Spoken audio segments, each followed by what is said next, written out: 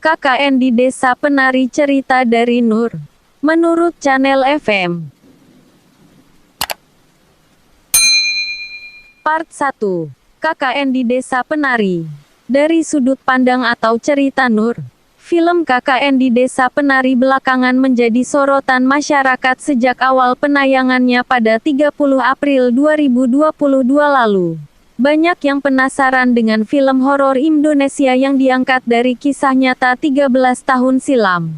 Anda bisa menyimak cerita lengkap KKN di Desa Penari versi Nur berikut. Seperti yang telah diketahui, sebelum diangkat ke layar lebar, cerita KKN di Desa Penari lebih dulu viral di Twitter. Cerita tersebut awalnya diunggah oleh salah satu pengguna Twitter dengan akun bernama @simplem81378523 pada 2019 silam. Menurut pengunggah, kisah tersebut merupakan kisah nyata yang terjadi di sebuah desa di Jawa Timur pada 2009. Berikut cerita lengkap KKN di Desa Penari versi Nur.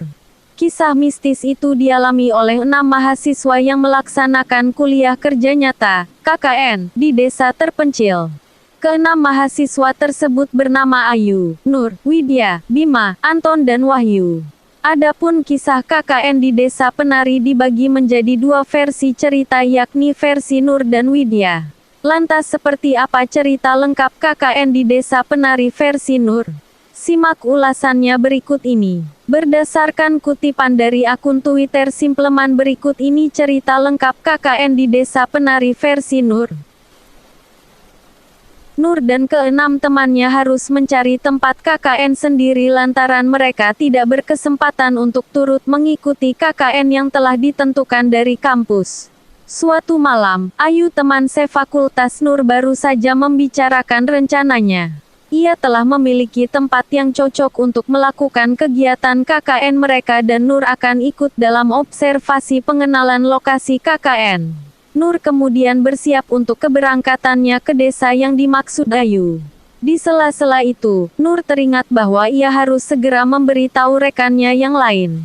Karena KKN merupakan kegiatan yang harus diselesaikan secara bersama. Hari demi hari pun berlalu dan tiba saatnya Nur berangkat ke desa yang menjadi lokasi KKN. Nur pun melihat mobil Kijang yang berhenti. Keluarlah Ayu, sahabatnya, disusul dengan seseorang laki-laki di belakangnya. Nur membatin mungkin itu Mas Ilham, kakak laki-laki Ayu yang akan mengantarkan mereka ke lokasi KKN. Ayu terlihat begitu antusias menceritakan desa tersebut. Sementara Nur, ia merasa tidak nyaman. Perjalanan sampai tujuan 4-6 jam. Sebenarnya banyak hal yang membuat Nur merasa bimbang, salah satunya tentang lokasi, waktu dan sebagainya.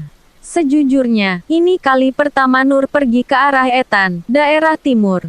Sebagai perempuan yang lahir di daerah Kulon, daerah barat, ia sudah banyak mendengar rumor tentang daerah Etan, salah satunya tentang kemistisannya. Keadaan mistis bukan hal yang baru bagi Nur, bahkan ia sudah kenyang dengan berbagai pengalaman akan hal tersebut. Saat menempuh pendidikannya sebagai seorang santriwati, ia sering mengabaikan perasaan tidak bisa yang muncul karena kebetulan semata. Namun anehnya malam ini, belum pernah Nur merasa setidak enaknya seperti saat itu. Benar saja. Perasaan tidak aneh itu terus bertambah seiring dengan mobil yang terus melaju. Salah satu pertanda buruk terjadi adalah ketika, sebelum memasuki kota J, di mana tujuannya kota B, Nur melihat kakek-kakek yang meminta uang di persimpangan. Ia seakan melihat Nur dengan tatapannya yang prihatin. Tak hanya itu saja, si kakek mengelengkan kepalanya seolah memberikan isyarat pada Nur yang ada di dalam mobil, agar mengurungkan niatnya. Namun, Nur tidak bisa mengambil keputusan apapun, sebab ada temanya yang lain yang menunggu kabar baik dari observasi hari ini. 5. Hujan tiba-tiba saja turun. Tanpa terasa, 4 jam lebih perjalanan tersebut telah ditempuh. Mobil berhenti di sebuah rest area yang sepi, sebelum akhirnya melanjutkan perjalanan. Di tengah hutan yang gelap, Nur mendengar yang memanggil-manggil namanya. Iku wong deso, melbu, deso kudu numpak motor, ga isok numpak mobil soale, itu orang desanya, masuk desanya harus naik motor, mobil tidak bisa masuk soalnya.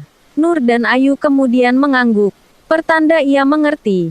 Tanpa berpikir panjang, Nur sudah duduk di jok belakang Seuda dan mereka pun berangkat. Perjalanan kini mulai memasuki jalan setapak. Dengan tanah yang tidak rata, membuat Nur harus memegang dengan kuat jaket bapak-bapak yang memboncengnya. Terlihat tanah masih lembab, ditambah dengan embun fajar juga sudah terlihat di sana-sini memenuhi pepohonan rimbun. Tiba-tiba Nur melihat sesosok wanita yang sedang menari di atas batu. Seakan menyambut dirinya yang datang di desa tersebut. Penari itu kilatan matanya tajam, dengan paras elok nan cantik. Kemudian si wanita tersenyum seolah sedang menyambut tamu yang sudah ia tunggu.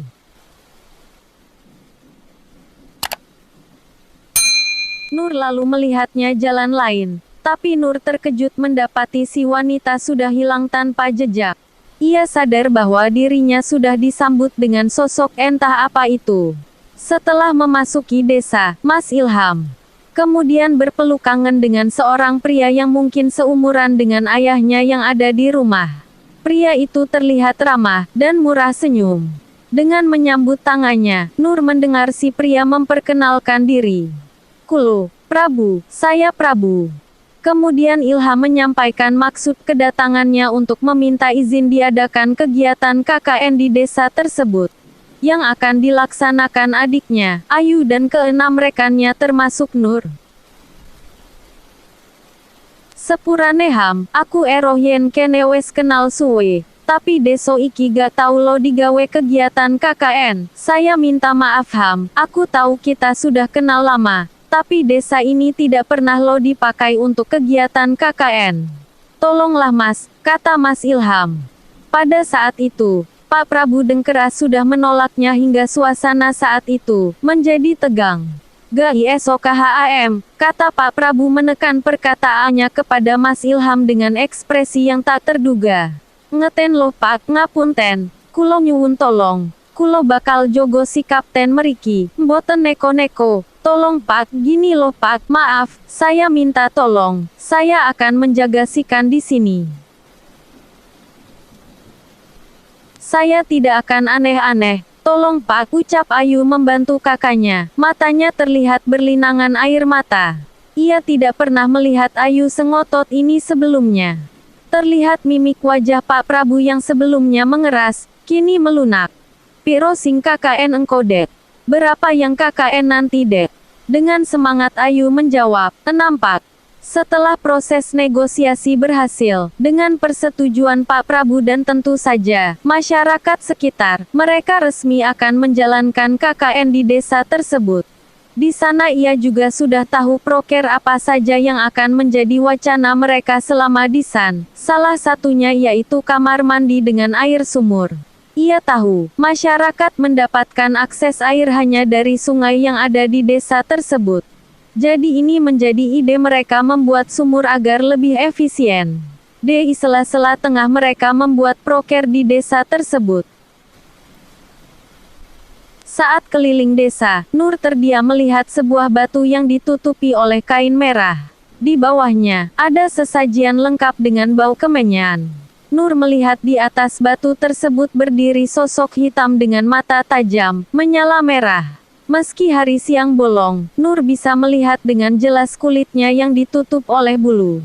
Selain itu ia juga memiliki tanduk kerbau. Tak lama, mata mereka saling bertatapan satu sama lain, sebelum Nur mengatakan pada Ayu, bahwa mereka harus pulang. Lapo tu Nur, kok gopohman, kenapa sih Nur, kok kamu buru-buru pergi? Kasihan Mas Ilham, wes ngenteni, ucap Nur. Yo wes, ayok, Ayu menimpali. Mereka pun segera menaiki motor. Lalu Nur sebelum keluar dari desa itu melihat lagi sosok genderuwo yang menyeramkan. Nur, Jak, en Bima, yo, ambek Widya, engkok ambek kenalanku, Kating, Nur, ajak Bima, sama Widya, sama kenalanku Kating, ucap Ayu di dalam mobil. Bima, lapo ngejak-ngejak cahkui, ngapain sih ngajak Bima, sahut Nur. Ben ramai, kan wes kenal suwe, biar ramai, kan sudah kenal lama, sahut Ayu. Kok gak awakmu sing ngejak tuh, kenapa bukan kamu saja yang ngajak, timpal Nur. Kan awakmu bien sak pondok, kan, wes luwi suwe kenal, kan kalian pernah satu pondok, jadi sudah kenal lebih lama. Pokok, ejak en are iku yo. Pokoknya ajak anak itu ya, sahut Ayu. Yo wes, iyo, ya udah iya. Nur pun mengalah. Tak telpone Widya, ben cepet digawekno proposal. Mumpung pihak kampus guru ngerilis daftar KKN. Gawat kalau pihak kampus wes ngerilis yo. Mumpung wes oleh enggon KKN DOE. Aku telpon Widya, biar cepat dibuatkan proposalnya sebelum pihak kampus merilis daftar KKN-nya. Bahaya jika pihak kampus sudah merilisnya.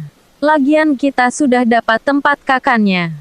Perlahan, mobil mereka pun meninggalkan jalanan hutan itu. Nur dan Ayu kembali ke kotanya, mempersiapkan semua, sebelum mereka nanti kembali lagi.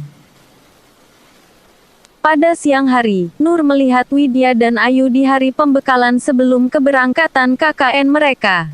Setelah menunggu cukup lama, akhirnya dua orang yang turut bergabung dalam kelompok KKN mereka pun muncul. Namanya adalah Wahyu dan Anton. Mereka kembali membicarakan semua proker dan menentukan jadwal keberangkatannya. Semua anak sudah setuju, termasuk Widya, yang hampir seharian terus menceritakan bahwa ibunya memiliki firasat yang buruk pada tempat KKN mereka itu. Nur hanya diam dan mendengar, karena di dalam dirinya ia juga merasakan hal yang sama. Bersambung. Lanjut di part selanjutnya ya guys, jangan lupa ditonton juga ya. Jangan lupa di subscribe channel FM. Terima kasih.